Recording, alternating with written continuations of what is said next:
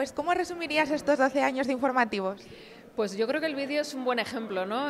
Fuimos transgresores, fuimos rompedores, incluso en los peinados que llevábamos marcábamos un poco la diferencia por lo que contaba el director de informativos Álvaro Rivas, porque teníamos que hacernos ver, ¿no?, en un panorama televisivo en el que había que hacerse hueco. Hicimos muchas locuras, nos lo pasamos muy bien y a lo largo de estos 12 años hubo un momento en el que hubo que madurar y hubo que dar un paso adelante y crecer, ¿no? Y eso nos lo marcó la actualidad y nos lo marcó la información.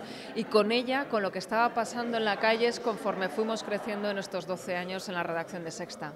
Habéis mencionado el 15M como un punto de inflexión. ¿Por qué el 15M? Porque fue el momento en el que nosotros detectamos o supimos ver que algo estaba pasando y algo estaba cambiando en la sociedad, ¿no? Y sacamos la información a la calle. Nunca la habíamos dejado de hacer en la calle porque la información nos viene desde ahí, pero pusimos muchas horas de directo en lo que estaba pasando en esa Puerta del Sol, en las movilizaciones por los desahucios, y todo ese movimiento lo supimos contar y supimos acompañarlo contándolo en directo. Y efectivamente ese fue el punto de cambio, ¿no?, de lo que estábamos haciendo hasta ese momento hacia lo que queríamos seguir haciendo en Sexta Noticias. Si tuviéramos que definir el telediario de La Sexta con unas pocas palabras, ¿cómo sería? Complicado. Es complicado. Rápido, en momentos, aunque no lo detecte el espectador, es muy caótico. Pero es adrenalina pura, ¿no? Es contar, resumir en 30 minutos, como hacer una foto finish del día hasta ese momento, ¿no?, de lo que está pasando. Y además es que a esas horas siguen pasando muchas cosas, lo cual es una información cambiante y el informativo es así, es cambiante, ¿no? De toda tu trayectoria aquí en La Sexta, a ver, sé que es muy complicado, pero un momento informativo de ponerte delante de la cámara y decir, Dios, es la noticia de mi vida.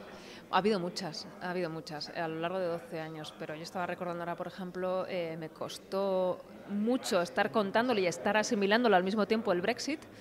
Estábamos en Londres y me levanté de la cama a las 5 de la mañana y vi los resultados y dije, esto es un cambio en lo que es Europa, y lo estábamos contando en directo conforme nosotros estábamos asimilando la información. Y lo mismo me ocurrió también con las últimas elecciones americanas, ¿no? Llevábamos muchas horas de directo, muchas horas sin dormir, muchas horas de trabajo en la calle, y estar contando que Trump había ganado las elecciones era una noticia que te costaba todavía asimilar y que la tenías que ir contando, ¿no? Y además yo estaba en el lado de los demócratas, yo estaba con Hillary Clinton y estaba un poco viendo la decepción de todo el equipo de Hillary Clinton al mismo tiempo que tenía que estar contando lo que estaba pasando junto con Ana Pastor.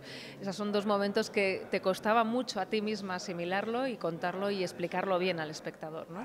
Y de esta última temporada, porque ha sido un año movidito, también, ¿con cuál te quedarías? Pues bueno, todo lo que ocurrió en Cataluña. Fueron semanas de mucha intensidad informativa. Y luego todo lo que pasó con Gabriel también, lo he contado varias veces, fueron semanas también duras de contarlo, ¿no?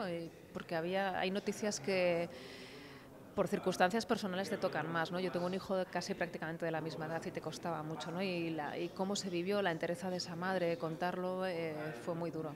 ¿Cómo consigues ponerte delante de la cámara ante esa situación y decir, me trago todo y pongo la cara? Yo siempre digo que las noticias hay que llorarlas, y eso nos hace ser humanos también, ¿no? Yo no soy un robot que se pone a contar ni a leer un CUE, o sea, ni a contarle a la gente lo que está pasando como si a mí no me afectara, ¿no?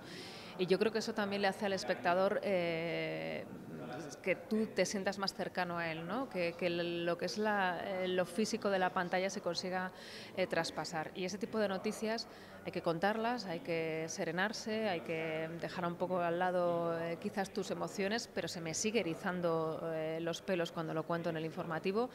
Y luego llega un momento en el que tienes que parar y llorarlas, ¿no? Si las necesitas llorar, o si necesitas gritar, o si necesitas indignarte, porque si no, no consigues asimilarlo, ¿no? Y hay una parte de entrañas que hay que un poco serenarlas también. Y ahora, respecto al caso Montón, haciendo un poco de brujavería, ya se habla de Casado, que su máster y tal. ¿Tú sabrías vaticinarnos un poquito qué pasará o...? Bueno, yo creo que ahí la pregunta está en Génova, ¿no? Y cuál es la estrategia que van a seguir. Ellos ya han dicho que esto no afecta en nada a Casado y, de hecho, Pablo Casado en estos 2 últimos días ha cuidado muy mucho el utilizar la palabra dimisión para referirse a Montón, porque sabe que eso implicaría revisar un poco su caso, ¿no? No sé lo que puede pasar, pero bueno, parece que en Génova no están muy dispuestos a tomar el mismo camino. Y ya por último, para acabar, si tuvieras que decir, tienes que ver el informativo de La Sexta por esto.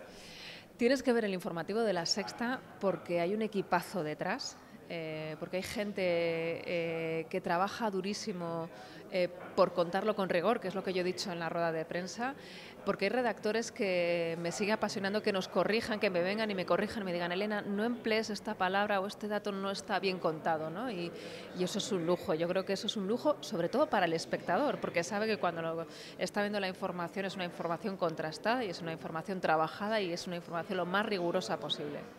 Pues muchísimas gracias, Elena. Sí.